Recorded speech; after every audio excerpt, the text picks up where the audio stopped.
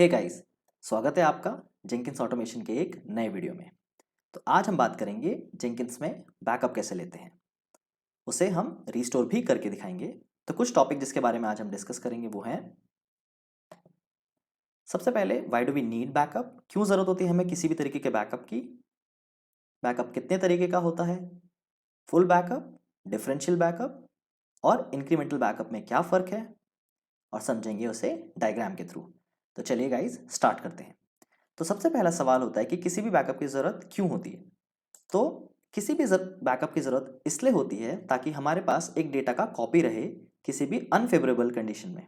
For example जैसे कि primary data failure हो जाता है। तो प्राइमरी डेटा फेलियर का मतलब है कि वो किसी भी वजह से हो सकता है, software change, hardware change, data corruption या कोई ह्यूमन कॉज्ड इवेंट जैसे कि कोई वायरस, कोई मैलवेयर या फिर एक्सीडेंटली डेटा डिलीट हो जाना। अनफॉर्चुनेटली ये कॉमन मिस्टेक है, बट ऐसा सॉफ्टवेयर वर्ल्ड में कॉमनली देखा गया है। तो उसके लिए हमारे पास तीन ऑप्शन होते हैं, full, differential and incremental backup. तो चलिए जानते हैं फुल बैकअप के बारे में। जैसा कि आप मेरी स्क्रीन पर देख पा रहे हैं, फुल बैकअप में entire data set regardless of any previous backup और सर्कमस्टांसेस। तो फुल बैकअप जैसा कि नाम में ही लिखा है, फुल बैकअप का मतलब होता है कि आपके पूरे डेटा सेट की एक कॉपी बना लेना। ऐसा कहा जा सकता है कि फुल बैकअप सबसे अच्छा सॉल्यूशन है आपके डेटा प्रोटेक्शन के लिए। पर हर ऑर्गेनाइजेशन ऐसा नहीं करता है। क्यों? क्योंकि वो इसलिए कि ये बहुत ही टाइम कंज्यूमिंग प्रोसेस है और इसके लिए बहुत ज़्यादा डिस्क कैपेसिटी चाहिए होती है, और हर कंपनी ऐसा नहीं कर सकती, इसलिए दूसरे तरीके के बैकअप्स हमारे लिए ज़रूरी हो जाते हैं। सेकेंड और थर्ड ऑप्शन आपके पास डिफरेंशियल बैकअप और इंक्रीमेंटल बैकअप का है। आइए बात करते हैं पहले इंक्रीमेंटल बैकअप के बारे में, जो कि आप नीचे देख सकते हैं। तो इंक्रीमेंटल बैकअप में लिखा है कि addition and alteration since the most recent incremental backup. तो इंक्रीमेंटल बैकअप को इसलिए इंट्रोड्यूस किया गया था क्योंकि हम लोगों को बैकअप की स्पीड बढ़ानी थी और स्टोरेज स्पेस का बहुत ज़्यादा यूज़ डिक्रीज करना था। इसलिए हम फुल बैकअप की जगह इंक्रीमेंटल बैकअप लेने लगे, क्योंकि उस बैकअप में सिर्फ उतना ही बैकअप करते हैं डेटा का जितना कि लास्ट बैकअप में चेंज हुआ है। एक एग्जाम्पल के तौर पे इसे समझ लेते हैं। मान लीजिए आपने फुल बैकअप लिया है मंडे को और यूज़ किया है इंक्रीमेंटल बैकअप्स बाकी पूरे हफ्ते के लिए। तो ट्यूसडे को शेड्यूल बैकअप जो होगा उसमें सिर्फ वही डेटा होगा that has change since Monday, मतलब उसमें मंडे तक का ही डेटा होगा। उसी तरीके से वेंसडे को बैकअप फाइल जो है would only contain the data that has change since Tuesday, और आगे भी इसी तरीके से चलता रहेगा। तो ये हमारा होता है इंक्रीमेंटल बैकअप। थर्ड वाला है डिफरेंशियल बैकअप। अब बात करते हैं उसके बारे में। तो डिफरेंशियल बैकअप भी मोस्टली सिमिलर ही होता है इंक्रीमेंटल बैकअप के, क्योंकि वो स्टार्ट होता है फुल बैकअप के साथ ही, एंड सब्सिक्वेंट बैकअप में वही डेटा आता है जो कि चेंज हुआ है। बेसिकली स्टार्ट सेम ही होते हैं ये दोनों। पर असली डिफरेंस कहाँ आता है, और ये क्वेश्चन इंटरव्यूज में भी पूछा जाता है। तो असली डिफरेंस का मतलब है जहां इंक्रीमेंटल बैकअप में सिर्फ वही डेटा आता है जो कि चेंज हुआ है प्रीवियस बैकअप से, वहीं डिफरेंशियल बैकअप में पूरा डेटा आता है जो कि चेंज हुआ है लास्ट फुल बैकअप से। तो आई होप आपको ये चीज़ क्लियर हो गई होगी। चलते हैं एक डायग्राम की तरफ इस वाले और समझते हैं। तो यहाँ पर डिफरेंशियल बैकअप में जो डायग्राम है और इंक्रीमेंटल बैकअप में जो डायग्राम है उसके थ्रू आपको समझ में आ जाएगा, क्योंकि फर्स्ट स्क्रीन में आपका इनिशियल फुल बैकअप है और उसके बाद first backup, second backup, third backup, fourth और फिफ्थ बैकअप है। तो आपको यहाँ पे समझ में आ जाएगा कि इंक्रीमेंटल में कैसे डेटा बैकअप हो रहा है और डिफरेंशियल में सिर्फ डिफरेंस के साथ हो रहा है। तो एडिशन हुआ या ऑल्टरेशन हुआ since the most recent full backup. तो आई होप ये आपको चीज़ क्लियर हो गई होगी। अब चलते हैं डेमो की तरफ, जहां हम अपनी पूरी कॉन्फ़िगरेशन का बैकअप लेंगे जेंकिंस का और उसे रिस्टोर भी करेंगे। तो let's move on to demo. तो सबसे पहले एक बैकअप फोल्डर बना लीजिए किसी भी एक ड्राइव में। मैंने यहाँ पे डी ड्राइव में जेंकिंस बैकअप करके एक फोल्डर बना लिया है। यहाँ पर हम अपना बैकअप रखेंगे। तो इस बात को कॉपी कर लीजिए, ये आगे काम आएगा। जेंकिंस डैशबोर्ड में वापस जाइए और मैनेज जेंकिंस पे क्लिक कीजिए।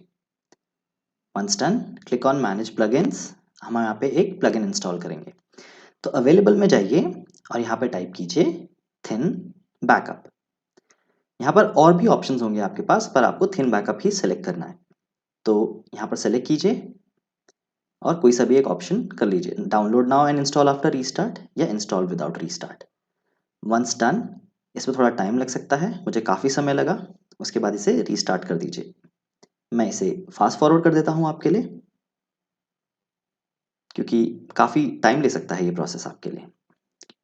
तो वंस डन ये रीस्टार्ट हो जाएगा। उसके बाद वापस से मैनेज जेंकिंस में जाइए, स्क्रॉल डाउन कीजिए और आपको एक ऑप्शन दिखने लगेगा अनकैटेगराइज्ड। उसके नीचे थिन बैकअप आपका जो प्लगइन है वो इंस्टॉल हो गया है। यहाँ पर आपको 3 ऑप्शंस दिखाई देंगे। सेटिंग्स पे क्लिक कीजिए और यहाँ पे बैकअप डायरेक्टरी जो ऑप्शन आया है आपके सामने उस पर पेस्ट कर दीजिए। ये वही पाथ है जो हमने पहले कॉपी किया था। यहाँ पर और भी ऑप्शंस है जैसे कि backup schedule for full backup, differential backup, आप सबको ब्लैंक छोड़ सकते हैं।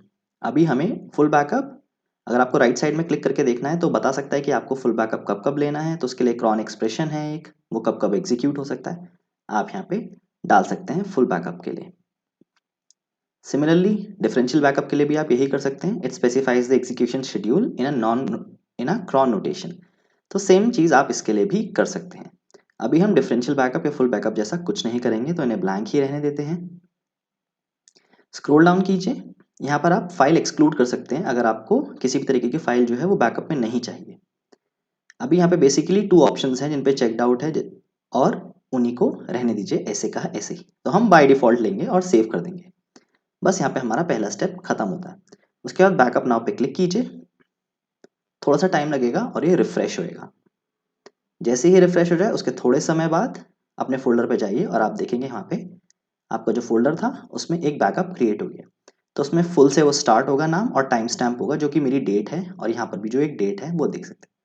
तो यहाँ पर सारी चीज़ें आपकी जिन पे आपने टिक किया था, जैसे कि जॉब्स, मेरी अब तक जितनी भी जॉब बनी थी वो सब आ गई हैं। यहाँ पे लार्ज आइकन पे हमने क्लिक किया है तो हम देख सकते हैं। सिमिलरली नोड्स भी, एजेंट 1 करके हमने एक नोड बनाई थी वो भी आ गई है यहाँ पे, और यूज़र्स जो भी हमारे यूज़र्स हैं। तो आप इन सबको देख सकते हैं। मैं आपको नोटपैड प्लस प्लस में से दिखा देता हूँ। फिलहाल मेरा एक ही यूज़र है इसमें जिससे मैं लॉग इन कर रहा हूँ। Let me expand it, that's what it does. तो यहाँ पे आपका फुल बैकअप क्रिएट हो गया है और यहाँ पे सारी चीज़ें उससे रिलेटेड आ गई हैं। तो आप चाहे तो इसे लार्ज आइकॉन कर लीजिए, बेटर दिखेगा। That's all guys. अब और ऑप्शंस हमारे पास क्या हो सकते हैं, तो let's go back to settings और यहाँ पर नीचे की तरफ स्क्रॉल करेंगे तो हमारे पास एक ऑप्शन है move old backups to zip file. अगर हमें और बैकअप लेने हैं तो पहले वाले का क्या करें, तो उसको जिप बना देंगे और बैकअप प्लगइन आर्काइव। तो हमारे जितने भी प्लगइन्स हैं उनको भी हमें एक बैकअप लेना है, तो इसे सेव कर दीजिए। अब दोबारा बैकअप नाउ पे क्लिक कीजिए, लेट्स सी व्हाट हैपेंस। आपने क्लिक किया, ये रिफ्रेश हुआ और प्रोसेसिंग स्टार्ट हो गई। अब वापस उस फोल्डर में जाते हैं और देखिए यहाँ पर एक जिप बननी स्टार्ट हो गई और आपके सामने एक जिप बन गई। तो ये पुराने वाला जो फोल्डर था उसका एक जिप बन गया है और ये नया फुल बैकअप आ गया है। इसके अंदर अगर आप चाहेंगे तो देख, लेट मी लार्ज आइकन बना देता हूँ। प्लगइन्स देखिए तो यहाँ पर पिछले वाले में प्लगइन्स नहीं आया था, इसमें प्लगइन्स भी आ गया है। इसको भी लार्ज आइकॉन के रूप में देख लेते हैं। यहाँ पर JPI फाइल है जो कि एक्सटेंशन होती है हमारे किसी भी प्लगइन की, जो भी हम जेंकिन्स में इस्तेमाल करते हैं। वापस चलते हैं, सेम चीज़ है यहाँ पर। तो ये आपने देखा कि एक जिप फाइल बन गई क्योंकि हमने ऑप्शन पे क्लिक किया था, और एक फुल बैकअप है जो हमारे सेकंड वाले में आया है। So that's how it works guys. उसके बाद रीस्टोर कैसे करते हैं, रीस्टोर पे क्लिक कीजिए, आप ड्रॉप डाउन पे क्लिक कीजिए, यहाँ पे आपको दिखाएगा कि आपने कब कब बैकअप लिया है। मैंने फिलहाल एक ही लिया है। तो यहाँ पे 2 ऑप्शन है, restore next build number file, question mark पे क्लिक कीजिए, आपको बताएगा कि ये ऑप्शन अगर एनेबल होगा तो next build will also be restored. पर इसके साथ एक नोट देता है जिसमें आप देख सकते हैं कि take special care when restoring a backup that contains a next build number file, क्योंकि इसकी वजह से कुछ प्रॉब्लम्स आ सकती हैं। तो ये आपको देखना बहुत ज़रूरी है। इसे क्लोज कर देते हैं, रिस्टोर प्लगइन्स का देखते हैं। अगर ये ऑप्शन एनेबल होता है तो आपके प्लगइन्स भी जो होते हैं वो भी रिस्टोर हो जाते हैं। तो आपके लिए इसको एक एक्टिव इंटरनेट कनेक्शन देना होता है, क्योंकि उस वक्त ये डाउनलोड करेगा और अपडेट करेगा आपके बैकअप से। तो ये 2 ऑप्शंस इसके लिए हैं। हम फिलहाल दोनों को यूज़ नहीं करेंगे। रिस्टोर पे क्लिक कीजिए और ये आपका बैकअप रिस्टोर कर देगा जहां भी आपने प्लेस किया था। So that's how it works guys. आपको समझ में आ गया होगा कि एक बैकअप कैसे काम करता है, आपको डिफरेंस भी समझ में आया होगा, एक फुल बैकअप डिफरेंशियल बैकअप जो होता है उसमें क्या डिफरेंस होता है, और जो इंक्रीमेंटल होता है उसमें भी क्या डिफरेंस होता है। तो ये एक बहुत ही बेसिक तरीका है आपको बैकअप लेने का। आपका सर्वर किसी भी एनवायरनमेंट पे हो, चाहे लिनक्स एनवायरनमेंट पे हो, चाहे आपका विंडोज़ एनवायरनमेंट पे हो, बैकअप का चीज़ सेम ही होता है। बस जो आपका पाथ है वो डिफरेंट हो सकता है। तो अगर आपको कोई कन्फ्यूजन है, please write down in comment section and I will see you in the next video.